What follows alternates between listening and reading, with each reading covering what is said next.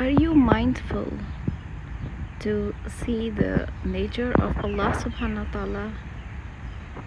What do you see here? As you go out, are you lost in your own thoughts, or are you aware? Are you seeing your surroundings? Are you in awe like a small child?